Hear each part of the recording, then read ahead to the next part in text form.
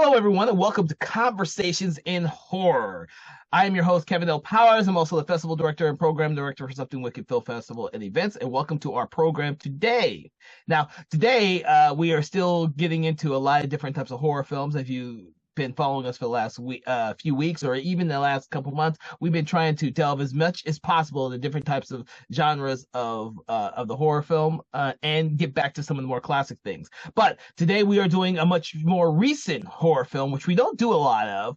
But this was one that I thought that we needed to delve into because my initial interpretation of the movie was flawed, to say the least. And then it became a much better film once I had been enlightened.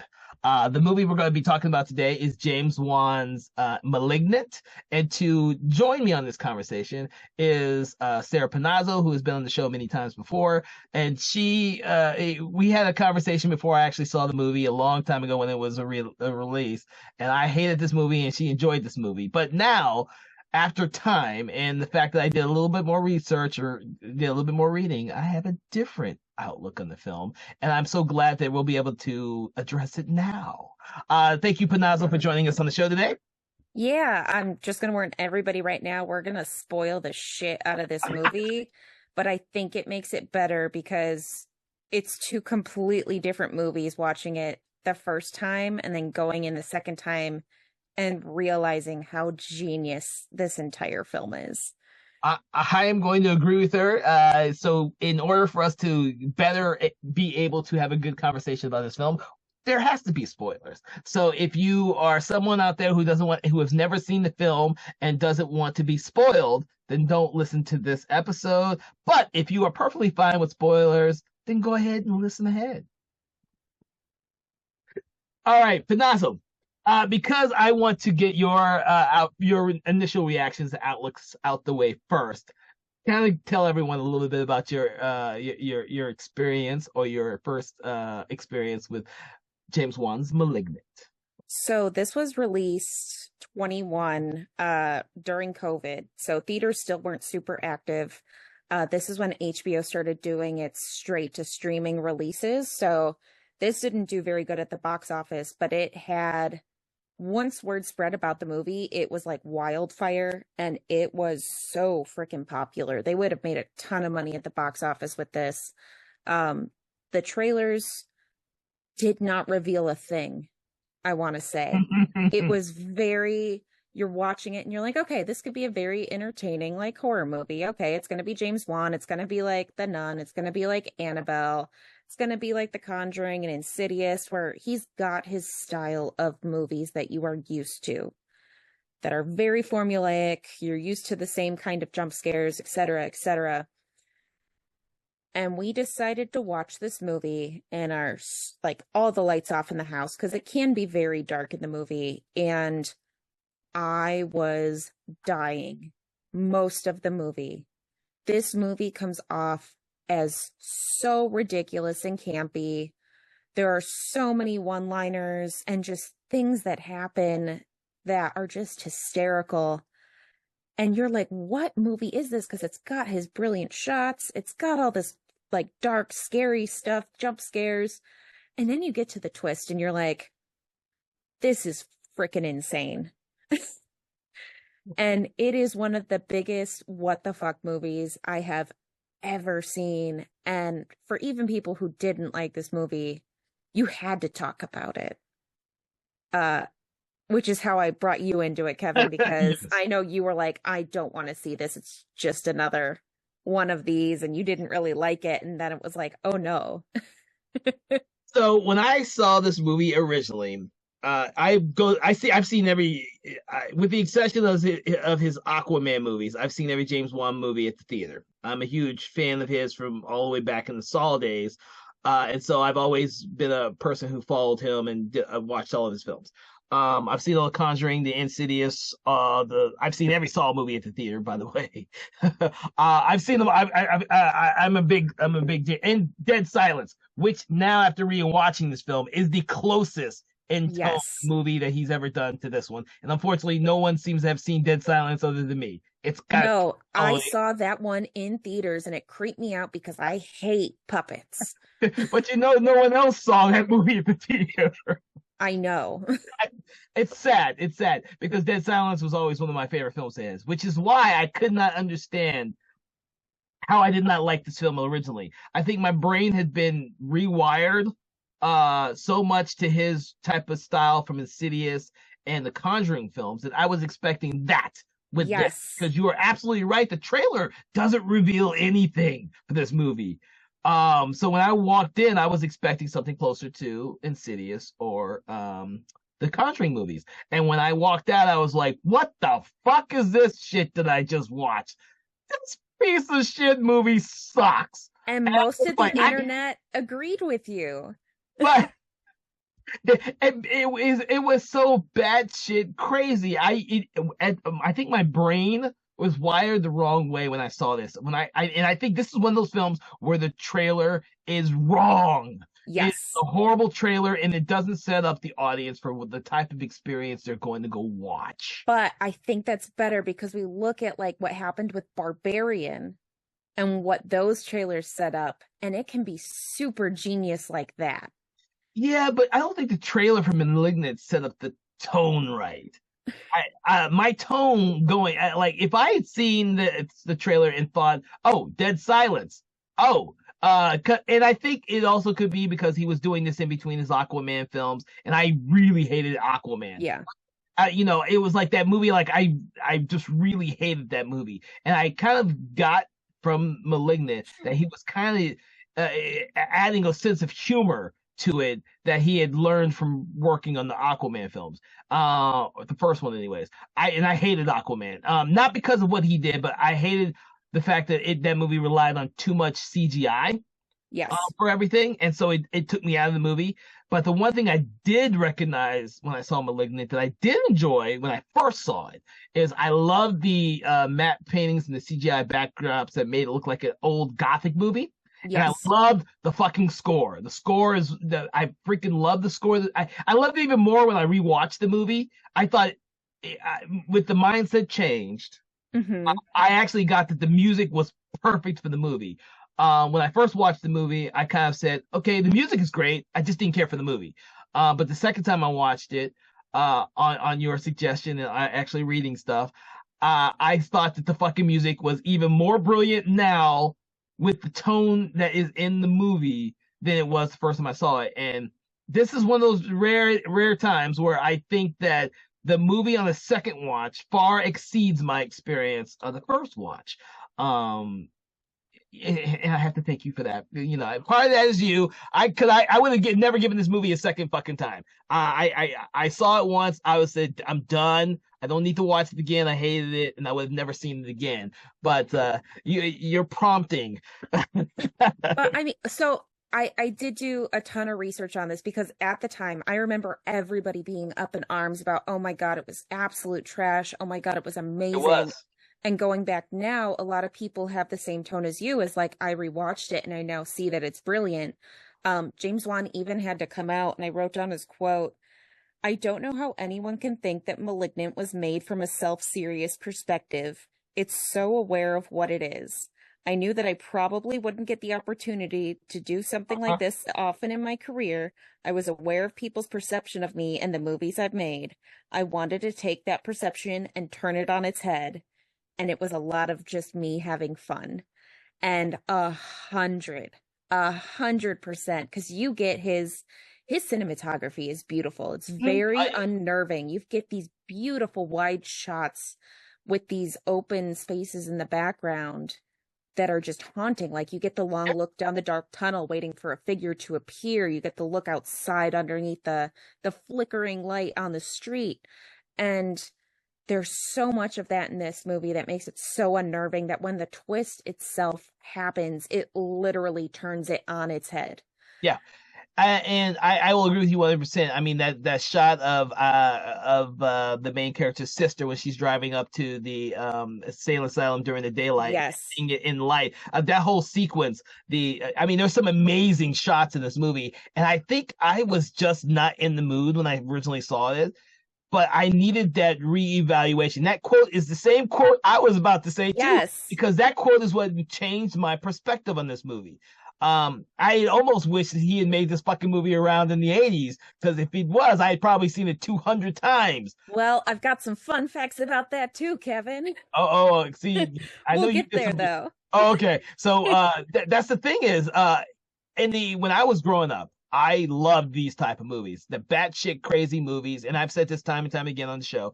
Batshit type crazy movies, I would rewatch over and over and over again. I would never be that guy who watched the normal type of sci-fi, horror, fantasy, any of those type of genre films. I would never be the guy who watched that normal one over and over again. I always gravitated towards the strange ones, the ones that no one saw when they originally were at the theaters, but then gravitated towards them as cult films. Everything from Big Trouble in Little China to The Monster Squad to Night of the Comet, the odd movies out there. I gravitated towards as a kid, and I saw them a billion times.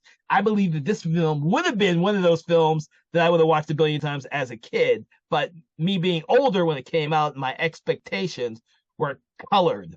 And it didn't allow me to enjoy it as much as I wish I did when I saw it at theater. But 100% now, this is what that movie is going to be in 20, 30 years. Yeah, Like, this is already a cult film. Going back and rewatching it is insane. I was going to say with the cinematography, one of my favorite sequences is her running through the house, and they've just got the top down of her running from room to room and then upstairs. And I think it's brilliantly done. But there is so much that this goes into. So, I'm going to kind of start with the fact that he was influenced by Argento, and mm-hmm. he listed 3 specific movies, which I don't know if you've seen. I've seen every one of them, so you could say them all. So the main one that he focused on was Tenebrae. Tenebrae, yeah. Tenebrae, and then Phenomena and Trauma are the other 2. But Tenebrae is the one that this is like mostly focused on. And when I started looking at this movie more as giallos, is that how you say giallo? No. Yeah, where it's like the murder mystery, there's the slasher psych horror. It makes so much sense, and it is effectively a love letter to those older movies. With the way he colors it, with the way it's shot, it's brilliant. And for somebody like him, who everybody is expecting the typical version of him, it was just a brand new experience because he could show something that he apparently loves very much. And he doesn't get to make very often. No one gets to make that very often, not even Dario Argento anymore. But when I looked at it from that perspective, because those are the movies that I may have read the same thing now. That's exactly why I enjoyed it more, is because I realized what he was referencing. I was like, holy shit, those are some of my favorite Argento films. How did I not pick up on this? He just has a bigger budget and a much more like he is making what Argento wished he could make in this day and age, but was only able to make in the 80s when the Italian cinema was huge. Italian cinema, unfortunately, is not huge anymore. And so Dario Argento is not able to flourish as well as he used to. But James Wan created a modern day fucking giallo by his inspirations from those 80s giallo movies, and it works perfectly.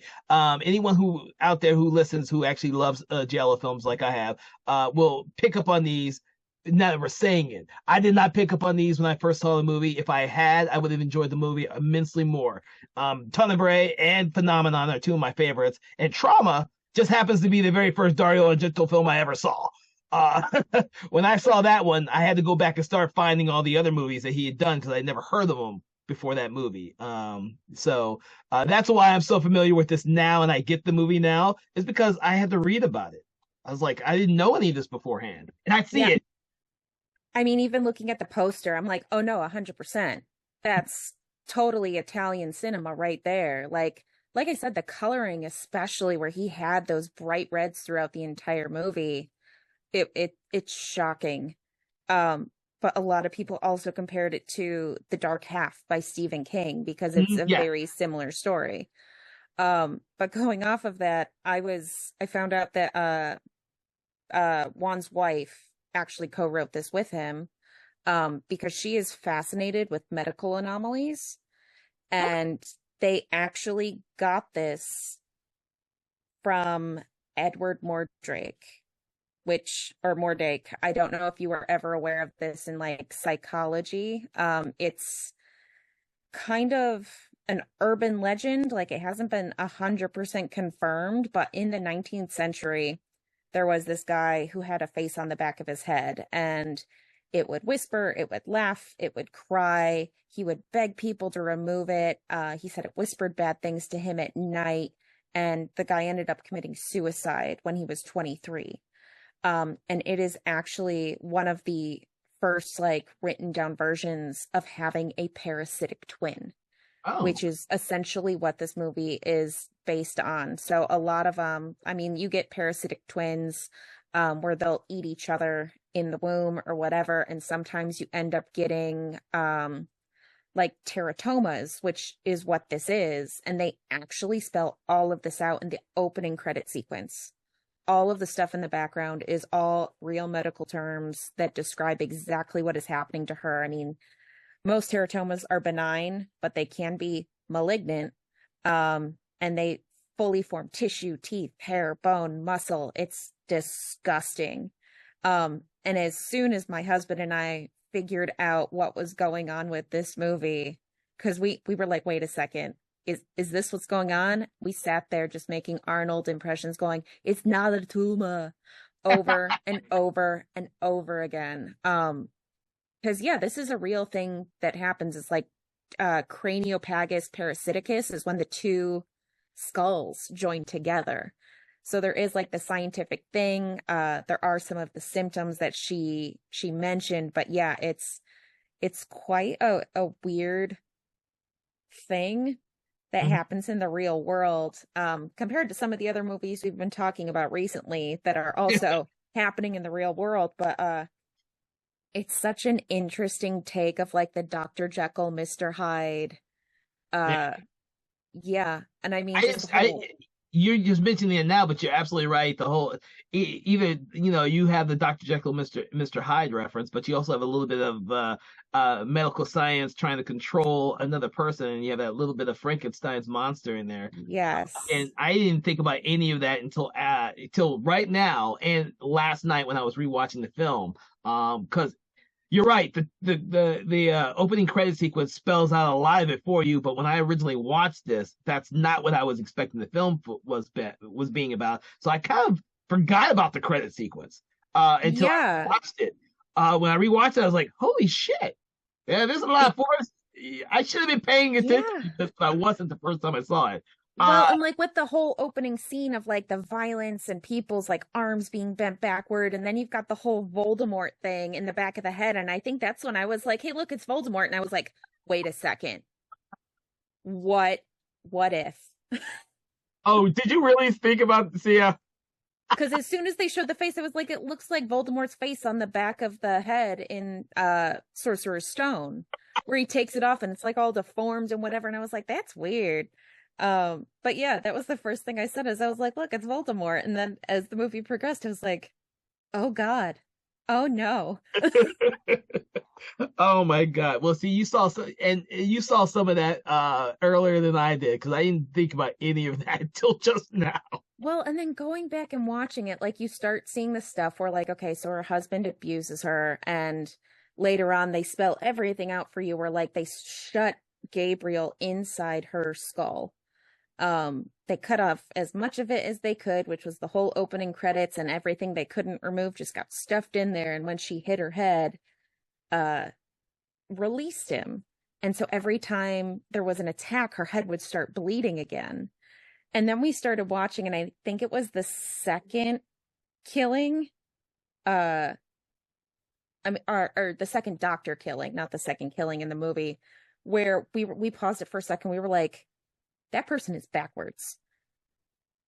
And the contortion of the body in this movie is incredible.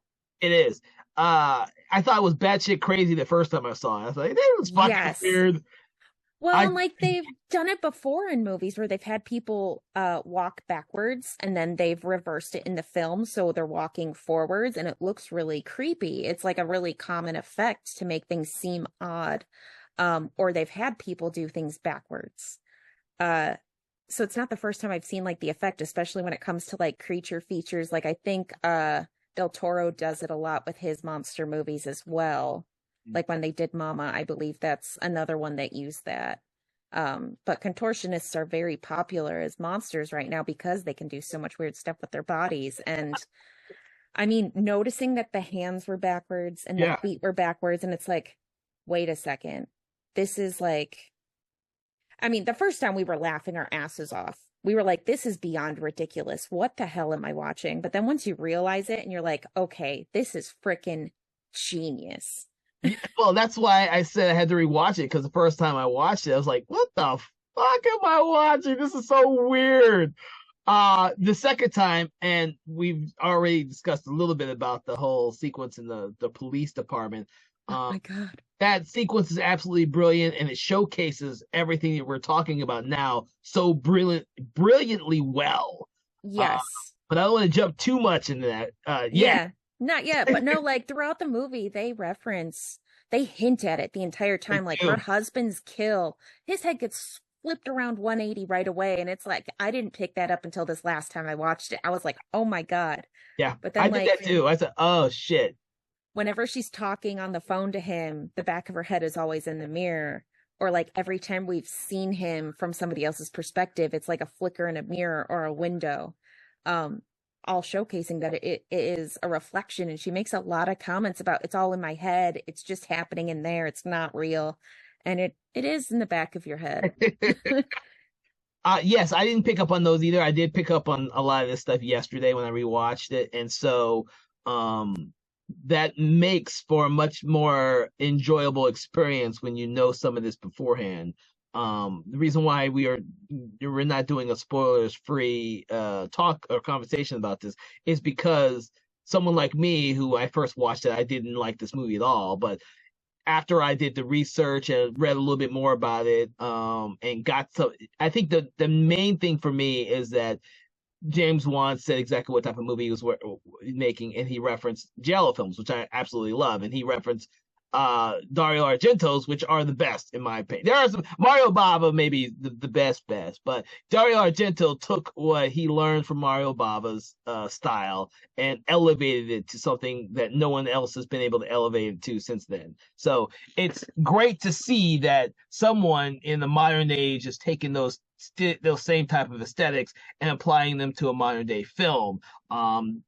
There has been other people trying to attempt this, and of course Dario Argento tried to attempt it himself with his own film called Giallo, but that one was not nearly as successful as this film, I believe, has been. And I think this one will be, like you said, a cult favorite that will be will last time more so than Wan's Dead Silence. That's a smaller cult film. People keep telling me there's a cult surrounding that movie. I've not heard anyone talk about Dead Silence. Never.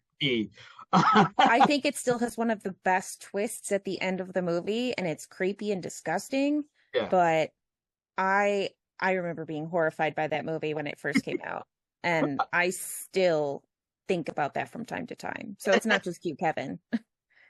Yeah, well, I love the movie, but this movie here, I do believe audiences are gaining. I think this movie is gaining an audience all its own, and part of that's because when it originally released, it was during COVID, like we mentioned, and I think people are now able to find it more, and they're enjoying it more. And I hope that people like me who did not enjoy it the first time around are taking another chance with the movie and seeing some of the amazing stuff that the movie has to offer, not just in terms of the cinematography and production elements, because James Wan is just a genius when it comes to some of that stuff. You can see his progression in each one of the movies he does, including the Aquaman films.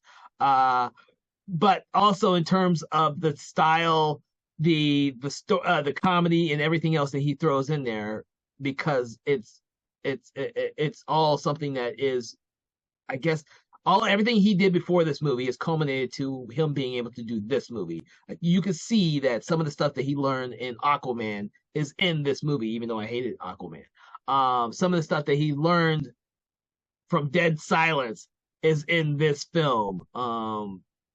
I think that people will enjoy this movie more when time has allowed it. I mean, it's only been a few years, so Yeah, it hasn't been out very long at all, but I mean, it was ridiculously meme worthy. Like, I don't remember a single day that didn't go by that I saw like 10 new memes based on this movie right after it came out, because it's just so funny.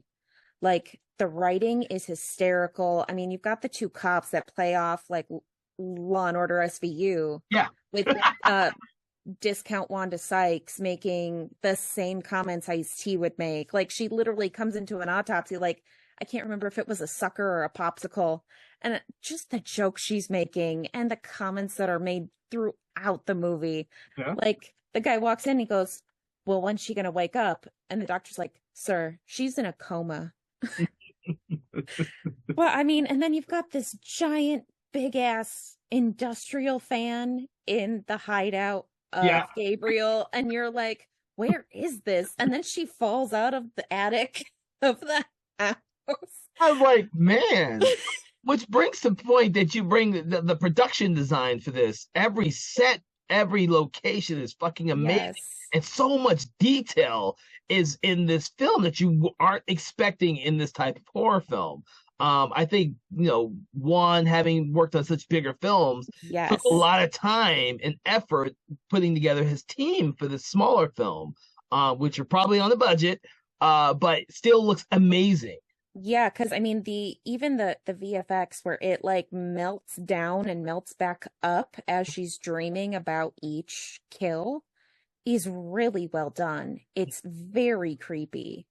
The magical face twists where she's brushing her teeth, spits out her toothpaste, and then looks up and she's one of the victims.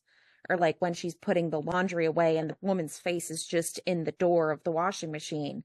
It's all really well done. It's really well shot and acted.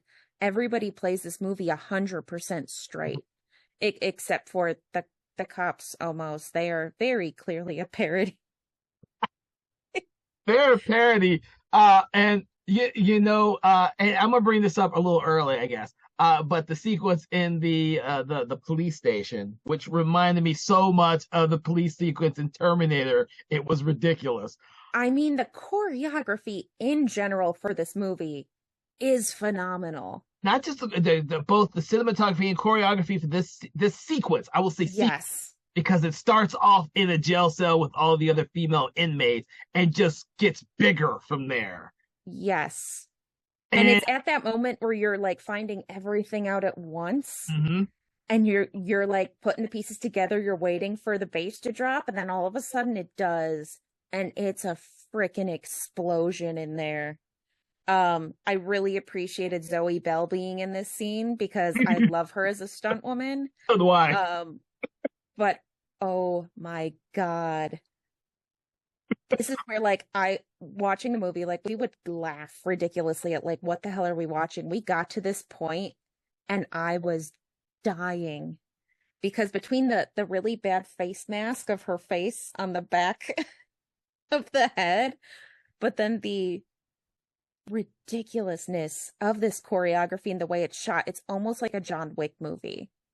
You know what? I could see that now. It is the way that it's both filmed and the way it is executed. Before John Wick, this was more of I'm only seeing this now, the second time, because the first time when they do the big reveal with Gabriel, I was just so like mind blown. What the fuck am I watching? That I kind of missed out on how great a sequence this all was.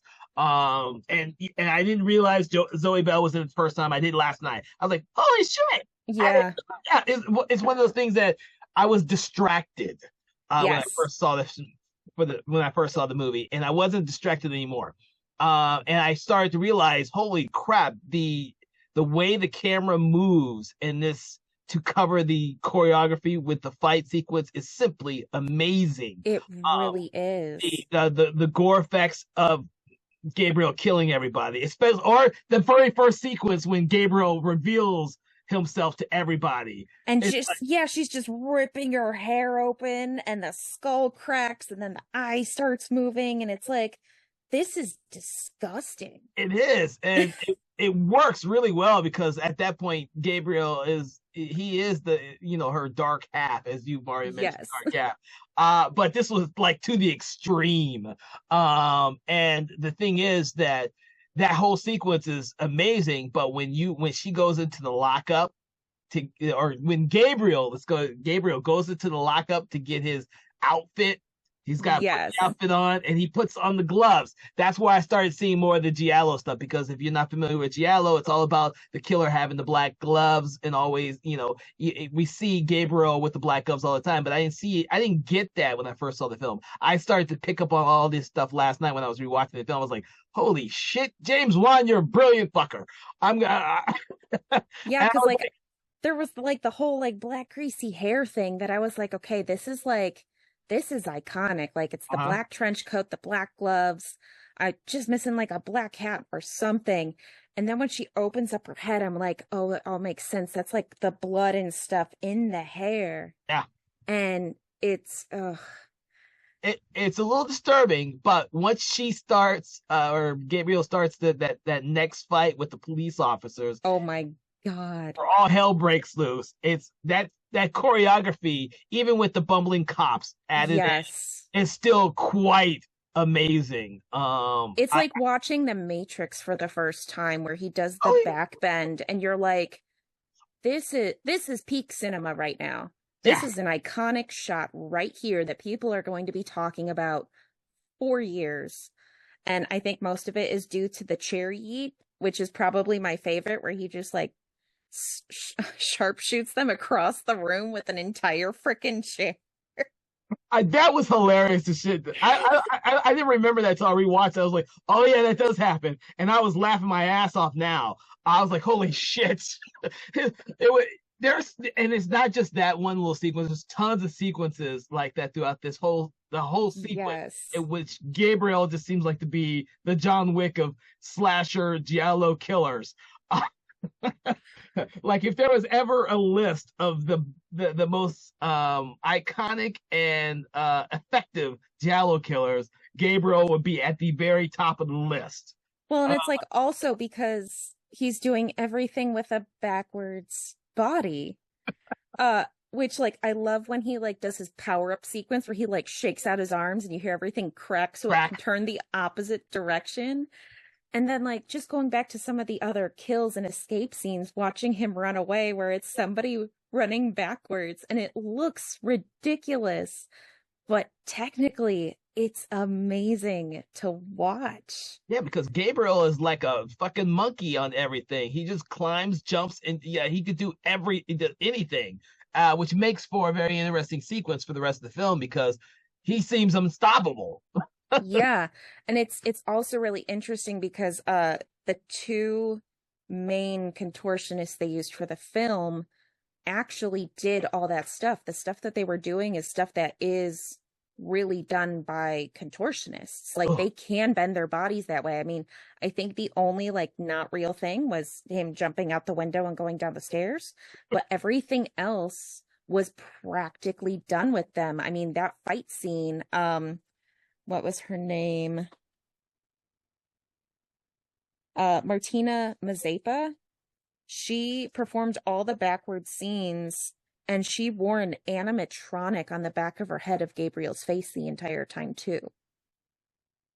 Oh wow. Yeah, like they went this was James Wan, I think he said his first major film with animatronics. And because he used him a little bit in one of his other movies, but he said this was a huge part of it because Gabriel's in so many scenes. But looking at it from that perspective of, oh, that's actually somebody doing this fight scene with an animatronic on them in most of the scenes and wearing a really ridiculous plastic rubber mask. of the actress's face. It's really impressive. Oh, I didn't know any of that. That had to, yeah. I bet you that's probably one of the, yeah.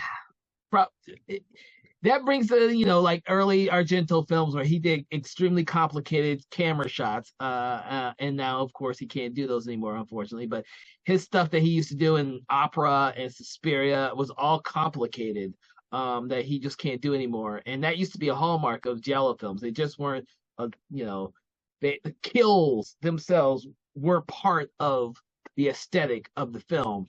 And it's the same with this one. He has his iconic Gabriel has that iconic killing apparatus that I forget what they called it, that he's crafted. Oh, the weapon. Yeah, I can't remember what it's called.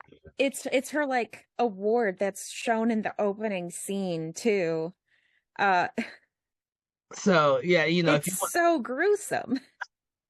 it is gruesome, but there's one hell of a weapon. He throws it across and kills people a couple times in the movie. He's very effective with that weapon that he's crafted himself. He really is a killing machine. I know he's been in like his dark space or whatever, in like the nether, in between the nothingness, that he could like train and do whatever with his body because apparently he was practicing. Yeah. And so that brings us to some of the other things about the film. We've talked about the giallo aspects, and we've talked about some of definitely the cinematography and choreography, especially in that last sequence. I do believe that when discussing this film, someone who has never seen a giallo film before also could be colored by how odd this movie actually is. Uh, but I think that this film requires a little bit of that for you to actually enjoy all the aspects that James Wan brought to the movie. I do think that without having some type of background for this movie or some type of, I guess, review, or I don't know what the best word is. Having some background information in general, I think, just kind of helps because, like, knowing what the twist is and going and expecting and seeing the way he shoots things where it's like she's laying on the bed and he rises from the back of her head behind her as he's about to kill somebody, like, it becomes a whole lot more meaningful. A lot of the throwaway lines are a lot more meaningful. It's not just a bad script about putting out a bolo on sloth from the Goonies.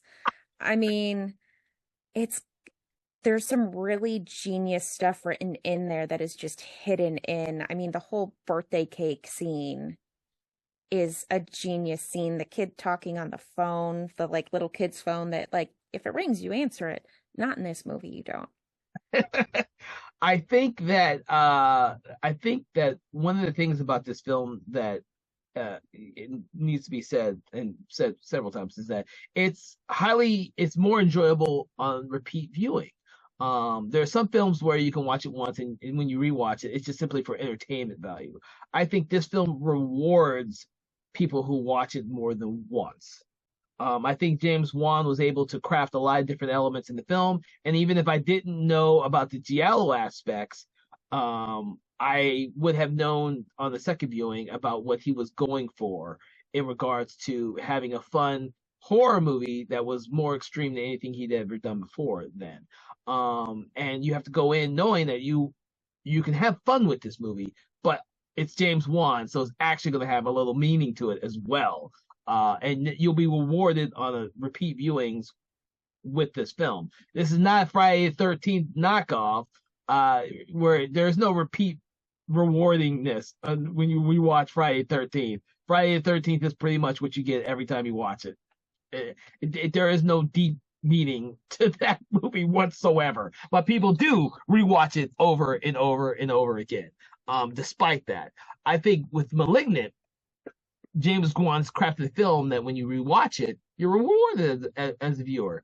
If you read about it, then you rewatch it, you're rewarded even more. And the more that you learn about the film, the more you enjoy the film, which is very rare with a lot of horror films in this day and age. And I have to commend them for trying that with this film.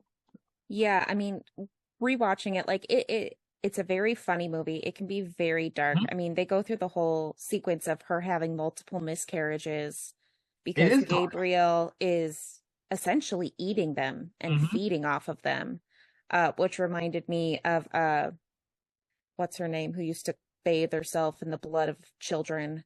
Oh, Um, that Elizabeth yes. Bathory. Yeah, so there's like a lot of that stuff, but this is also, it has a really interesting take that he doesn't hit too hard on the head, but it was mentioned a lot in a bunch of the stuff that I read.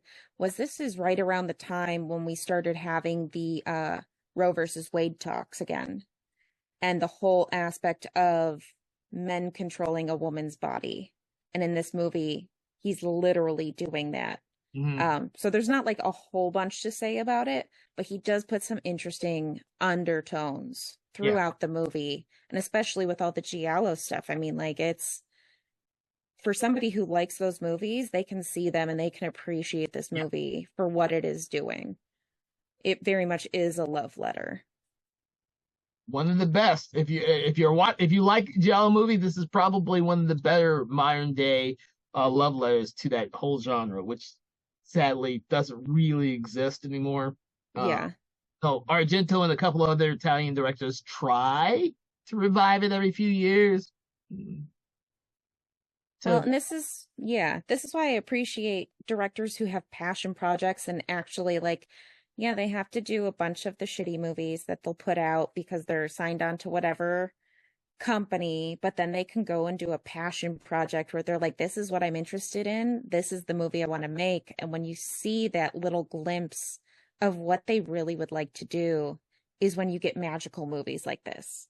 So you bring up something that I don't talk enough about with a lot of people, which are passion projects for a lot of directors. We have seen a lot of passion projects come out lately. I think this is probably the most successful for me, between Babylon and Horizon, and there's so many people who want to do that. I mean, even the upcoming Megalopolis. Yes. You have tons of directors who are doing a passion project.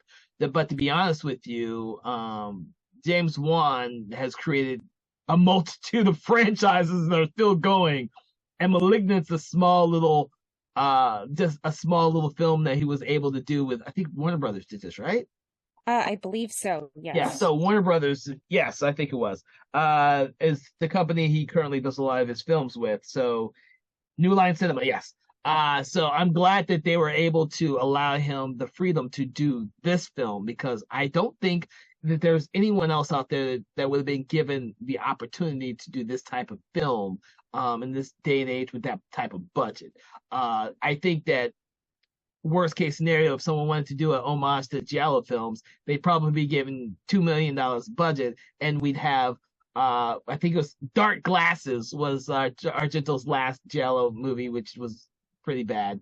Argento, if you're listening, I love your work, buddy, but yeah, sorry, buddy.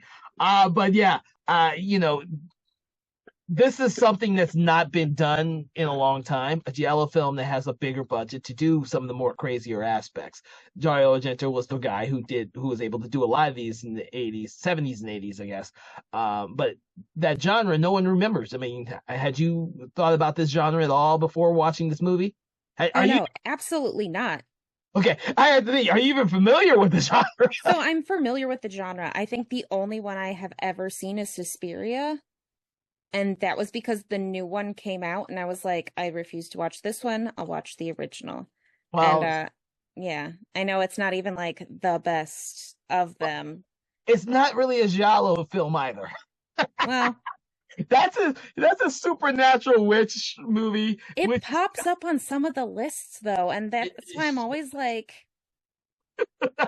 it shouldn't. But the thing is, the genre was like heavy in the 70s. It was like yeah. number one export by Italian horror filmmakers in the 70s and early 80s. And Argento became the king of that because his became more successful than most everyone else. Um, for a while there, he was still doing them until the Hitchcock one, which I can't remember the name of. Do you know Hitchcock, or do you like Hitchcock? It was Yeah. not highly memorable, so I can't remember the title, and I've only ever seen Which it. one was it about? I can't remember. Do you Yeah, know? because I used to watch the I used to watch the box set. You had like Rear Window and the Birds and Well, no, that's the name of Argento's movie. oh, gotcha. He tried to bring them back after Mother Tears, but the problem is that no one gets that whole genre anymore. Oh, do you Yeah, like Hitchcock from 2005? So damn. the thing is, Dark Glasses is the one he did in 2022 for Shudder of all places. And so, he's trying to bring it back. It just hasn't been successful. Unfortunately, there's no audience out there for this genre anymore. So I think that even if Juan had told people he was making an homage to Giallo films, I don't think it would have gotten any more audience members. Yeah. Us older people who grew up watching those films could better appreciate what he was trying to do. Well, and that's why I think it's kind of making a comeback because they brought a lot of it back out on Shudder. I think this kind of re-sparked that of people saw this, they loved it, and then they were like, "Oh, is this a thing? Is this a new thing? Is this an old thing?" And I mean, it's like you've got decades of movies similar to this that you can go back and watch. So I think it's been kind of a resurgence. Um, but I'll be interested to see if it continues on with more people making them. But yeah, like the passion projects, people will do. Like you see some throwback stuff that is just so well done. And you'll see like these directors like James Wan who they'll put out a bunch of movies and then they're just putting out more and more of the same movies and then they finally have the budget to make what they want. And normally you get some like really beautiful work. Yeah.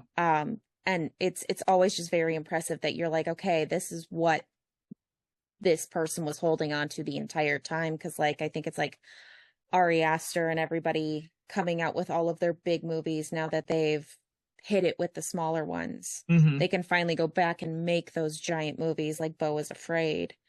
Um, but yeah, it's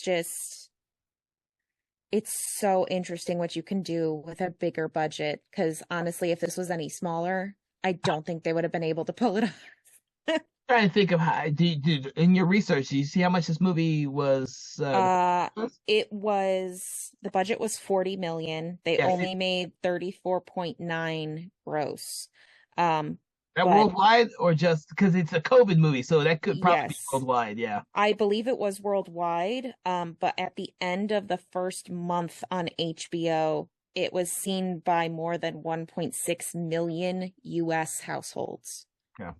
So if you can imagine two times, maybe three or four times that number based on how many people in a household would actually see it, plus the overseas people who would have watched it in theaters, it could have made a ton of money. Hmm. Well, yeah, 40 million for a horror film is that middle of the way where Yeah, nowadays. it becomes maybe too much, not enough. Who knows? Between all the stuff that Jason Blum produces and all the remakes that everyone else makes, such as the first Omen and the Halloween trilogy and the Yeah. Exorcist movies, where the budget's a little bit higher than a normal horror film. They got to make a lot of money to get it back. I'm glad that they gave him at least this amount to put into a passion project. And it wasn't Yes. like Babylon, which was a passion project which cost a shit ton of money to make, or to make, or I mean, even what was the other one I mentioned? I'm trying to mention the other one. I don't want to mention Horizon because everyone has different budgets for that one, between 50 million for each film or 100 million. Who the hell knows? We'll find out afterwards. But Babylon was one of the bigger ones because that was a really expensive movie that did nothing at the box office at all. Yeah, and it doesn't get like a cult following like this will garner over the next couple years. Yeah, I think Babylon will be completely forgotten as a blip on directors. I think that's Damien's film. I think so. I can't Yeah. remember. So I think that will be just one of those films that people forget.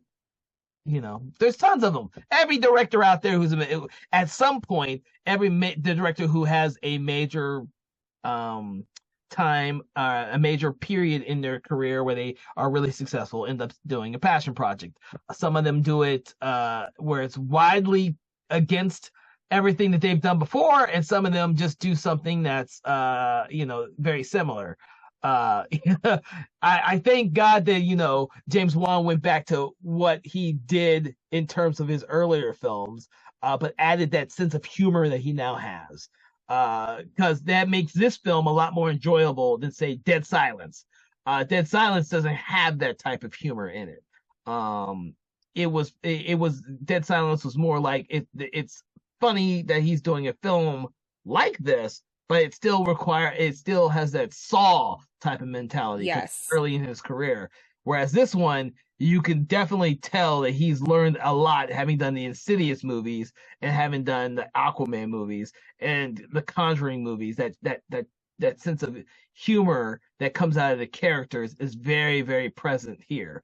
Um, Yeah, so because Dead Silence is played very straight, whereas yeah. in this one, everybody in this movie says it's time to cut out the cancer And I love that they repeat that line.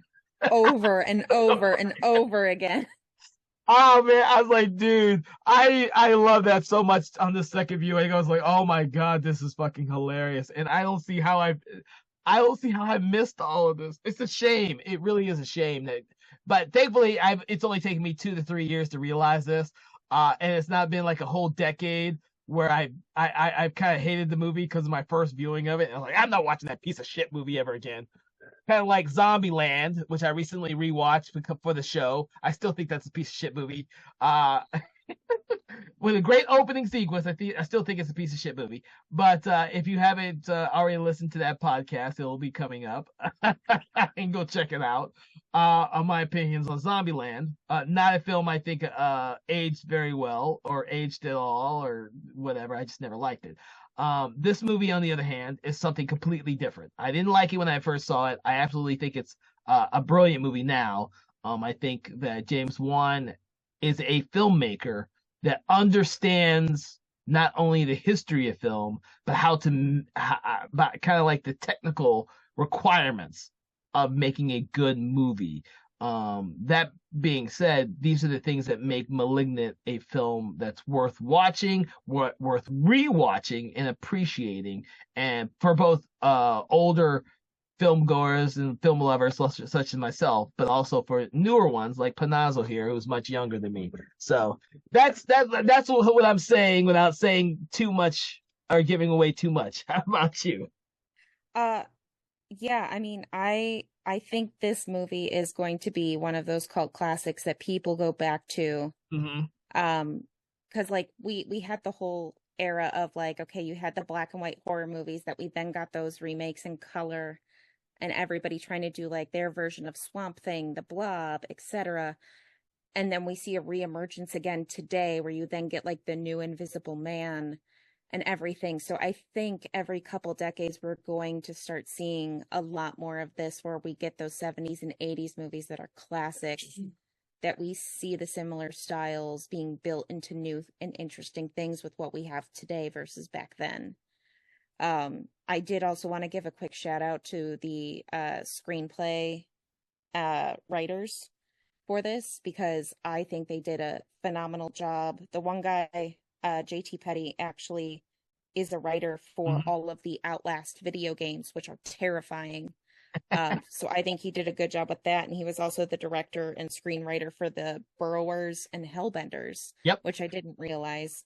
And the other one, Akila Cooper, is actually on the top watch list right now for screenwriters because they've done so many big name things. They've got Megan and Megan 2, The Nun 2, currently writing for Star Trek Strange New Worlds, American Horror Story, Luke Cage, the Grimm TV show, Hellfest. They are up and coming into becoming one of the next big screenwriters. You can see them slowly rising through the ranks of what they've done. And then to get this and be on board with James Wan, I can easily see Atomic Monster picking them up as a regular. And it keeps me interested in what James Wan's going to do now with Atomic Monster. Mm-hmm. But it also worries me now that they're partnered with Blumhouse because it could go one of two ways. It can either be bringing up Blumhouse, or Blumhouse might bring them down. So it'll be interesting to see how it plays out. But if James Wan starts doing more of this stuff compared to the like 16th Conjuring or Insidious movie, I will be happy, because I do love his movies. I do enjoy them. There's just so many of them at this point. It's So, the thing is, he's both a successful producer and a director. director, writer, actor, all of the above. Well, writing wise, I think for most of his early career, he was with Lee Winnell. So I kind of Hmm. lean toward Lee Winnell with a lot of his earlier stuff, who I think is a great writer and now becoming a great director in his own right. Thank God. I like the fact that he's produced a lot of different stuff. Like, even though, and it keeps the quality up. Like, even though he's Yes. not directing all of the Insidious movies, the quality of those films are still Hmm. at a peak. It's the same with the Conjuring sequels and the spin-offs. He's brought in a lot of people he's met, Yes. and allowing them to direct these films for the first time. And I'm seeing him foster a lot of great new talent, kind of like what Jason Blum does. Hmm. So I'm really hoping that putting these two powerhouses together is going to create even more um, films that are not only driven by a director's passion for the genre, but also creating a lot more opportunities for creating bigger and better films. Depends. Jason Blum is starting to get more mainstream with all his Exorcist and Halloween movies and shit. I wish he would step away from that, but I can understand the money aspects and people flashing money in front of your eyes and saying, I could here do something with Halloween, make it better. And I can say, me as a filmmaker, like, fuck yeah, I can make it better. I saw Halloween 6. Holy shit, yeah, I could definitely make that better. Or Exorcist. Yeah, I saw the last 4 Exorcist movies. Yes, I could definitely make some better shit than that crap. I can see why he does it. I don't see why he did a Firestarter remake. But I can understand those two. Yeah, it's just interesting. I definitely saw Atomic Monster as like butting heads, so now them becoming one conglomerate thing. I feel like it might take away a little from the horror community, because uh Bloomhouse now is very much doing revamps, sequels, prequels, Mm-hmm. remakes of the originals, where a lot of Atomic Monster was semi-original content that then proceeded to become series of films, uh, which most of them start really well. Like The Conjuring, I had to turn off the first time I watched it because I was terrified. Once it gets to like movie 3 or 4, gets a little wishy-washy of like, okay, I know where it's going. Like The Nun really creeps me out. The Nun movie didn't like. Uh Yeah, we had that discussion. You hate the Nun movies, and I love. I don't like jump scare movies. I find them very predictable, and I find them very to be very cheaply made scares. Um like when you have to rely on a scare cord and something popping out at you, that's like riding the Haunted Mansion ride at Disney. If I want to feel terror, I want to feel terror. I don't want something popping out at me that just looks disgusting or gruesome or scary. I want to be sitting on the edge of my seat, and I want to be afraid when I go to bed that night. Um, So I'm putting the Nun movies on the list because we've had this discussion before, not on the show, where you hate the jump scare movies, and I think the Nun movies are like the epitome of having the best version of a jump scare. I agree with you 100%. They're all jump scares, but I think that they're the best example of how to do a jump scare. And I think they're very effective that way. oh no, see, after recently seeing Longlegs, I think some of those are some of the most effective jump scares that shouldn't actually even be scary. Hmm. The way that it is, and I can't wait to talk to you about that when that is finally done with you. Yeah, And I'll see it. And yeah, maybe we'll do a because special episode. I would love to. I need to see that again. But no, my friend made me watch The Nun and Annabelle because she loves all of James Wan's movies, and she very much watches all of the bad horror movies. Because she'll just watch all of them. Uh And so like we'll take turns. Like I'll show her like one of my favorites and she shows me one of hers. And right now The Nun 2 was one of her favorites. So we watched a lot of those. Oh, sure. I like the Nun too. too. It's just one of those things where I don't like being able to call the jump scares every time. Like I know there's those wide shots where like you're expecting something to happen and nothing happens and that tension builds. But then when you're like, oh, there's going to be a face around that corner, and then there's a face around the corner, and you're like, okay, well, somebody's going to pop out of the closet, and then somebody pops out of the closet. I'm like, okay, this is just predictable. Yes. Oh, that's a different story for a James Wan film because he didn't direct those movies, but they are Yeah. spin-offs from his franchise. His, yeah. But The yes. yes, and the Nun 2 was successful, and I hope that they do a Nun 3 to finish off another trilogy with like the Annabelle trilogy. And they just Which I think we're getting another one too, aren't we? I think they just announced another Annabelle movie. I don't know. They are definitely doing the final Conjuring Part 4. They are not Yes. done with doing spin-offs. I do know that. So I don't know if they have announced any official spin-offs. But considering that the Nun franchise is extremely financially successful, I would not be surprised if they try and do a third one. But despite the way that second one ended, I'd see a hard way of just doing another one to just lead into the Conjuring movie and let that be it. It'd be interesting to see how they would do a third one there. But there after Annabelle, the third one, Annabelle Comes Home, like you have a plethora of stories that you can pull Yeah. from for spin-offs, and I'm waiting to see what they come up with next. So Which they are. They're doing The Crooked Man. oh yeah, that's right. So that'll be, I mean, he's got his fingers in a bunch of stuff right now, which is going to be very interesting. I think we talked about it a few weeks ago, The Last Train to New York, which is the remake of Train to Busan. Train to Busan. He's got a couple of Blumhouse projects, New Line, Lee Cronin, Mortal Kombat 2. Which I think is finished now. I think they finished shooting it now. I think so. He was also a producer on Salem's Lot, which we're waiting for the release. And then they just finished filming The Monkey, which is based on the Stephen King short story. So I'm interested to see what he does because he is an excellent producer, having somebody who worked in horror film becoming a film producer generally produces good effects. Okay, so because I just went to the rabbit hole for James Wan, I did not realize that there are approximately 25 films that he's associated with right now. Yes. Some of them are already in post-production, some of them are in production, some are in pre-production.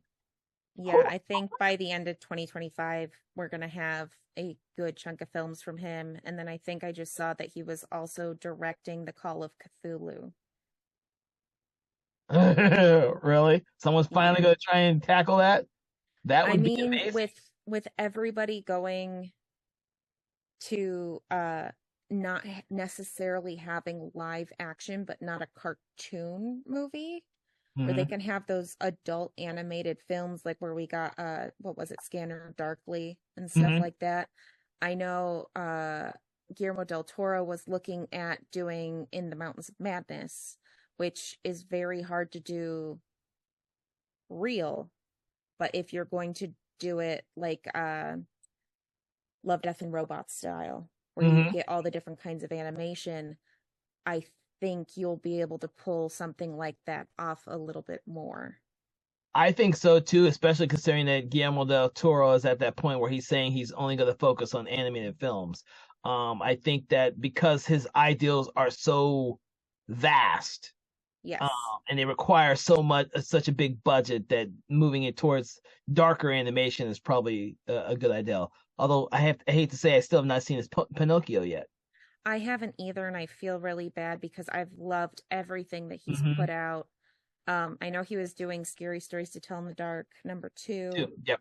And then I think he was talking about doing a version of Frankenstein because, you know, after we get our 3 Draculas in the next 2 years, they're then going to do a bunch of Frankensteins as well. But I mean, his Cabinet of Curiosities was brilliant. I thought Nightmare Alley was a great return to gothic horror, which he does very well. I wish they do another season of Cabinet of Curiosities, but it seems to be like a one season off and that's it. Yeah, well, I mean, and you look at these people who are on that and how they explode after you realize what they've done. And it goes back to that whole doing the smaller projects to then pay for the passion project, and that's where you get a lot of those directors. Um, but I think the strain recently was being built up again for something. I've noticed it in a lot of Yeah, media. I noticed that too, and I don't know why. I thought it was really weird that I was hearing so much about that. I was like, huh. But But yeah, I mean, I love everything he does. I will go and see whatever he produces, puts out. I know he's very big into the kids animation stuff now too. mhm. Um, apparently he's producing an untitled werewolf western project, which I am 100% here for. Uh, but yeah, I mean, we're gonna see a lot of big stuff. So, with that, any final thoughts about *Malignant*? Because we delved into a lot of great Yeah, filmmakers as we were going from James Wan to Guillermo del Toro. gonna have to cut this episode down just a little bit. No, that's the great thing about our conversations. They can go wherever they want to go, and the things about our listeners are they get a bigger insight on each of us as our as hosts, and what our likes and dislikes are, so that when they're listening to other conversations, they know exactly what to expect. So, or not to expect. Yeah. But any final words from you on *Malignant*? Uh, for those who have not seen it, go in expecting a insane movie. Like I said, it's very what the fuck just all around. And those who did not appreciate it the first time and thought it was too much, go in with some fresh eyes and see if you enjoy it better this time. Thank you for that one. So my thing is this. I think that the people who enjoy the odd horror movies, the ones that you will watch over and over again, and I'm going to reference some pretty famous ones and not so famous ones, such as Evil Dead 2, Shaun of the Dead, even John Carpenter's The Thing, or Big Trouble in Little China. These movies, which did poorly at the box office, but have become huge cult classics because of the types of movies that they are, the types of genre bending they are, the types of stories and characters are what people gravitated towards. I believe that *Malignant* is one of those type of films that once you watch it and you understand what you're watching and you watch it repeatedly, you'll see something different and you'll enjoy it each and every time. I don't know how many times I've seen Big Trouble in Little China or Evil Dead 2, and it doesn't matter. It never gets old. I rewatch them over and over and over again. They're just great movies. And James Wan's *Malignant* is like that for me now.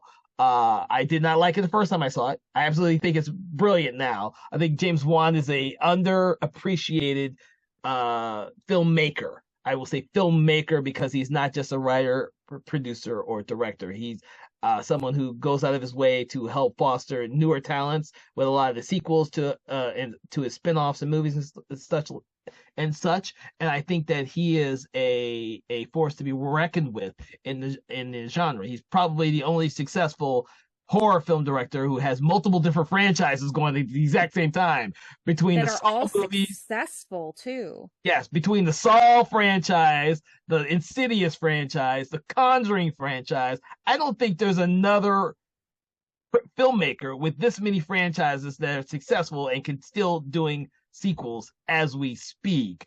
Um, so going into *Malignant*, you should keep this all in mind because it will enhance your enjoyment of the film, not only now, but in time. I think that 10, 15, 20 years from now, you'll still be talking about *Malignant* like we still talk about *Evil Dead 2* and *Army of Darkness*. Those are movies that probably should never work, but they absolutely fucking do. And that's why we keep watching them. So with that, I want to thank Fanazl for joining me on talking about *Malignant*, and I'm so glad we were able to finally get around to this conversation. Everyone out there, please check out some of our previous episodes. We will get to more James Wan films because I just realized we have not done many for the podcast yet. So we will fix that for future reference. Check out our sister show, Conversations in Four Color, which is only on our Patreon supported only page. It delves into reviews on comic books, manga, and graphic novels. Make sure to check us out on Spotify and all the major podcast apps out there. If you can't find it there, go to YouTube. We're on YouTube too. So with that, I hope you have a pleasant day. Check us out, and we'll be waiting for you on the next episode. Have a good day. Conversations in Horror is a Broken Lighthouse Pictures production, produced by Kevin L. Powers, executive produced by Kelly A. Inoka, and originally filmed via Zoom technology. Conversations in Horror is hosted by Kevin L. Powers and co-hosted by various horror film lovers and filmmakers. To learn more about Mr. Powers, please make sure to check out his Patreon page and other social media platforms.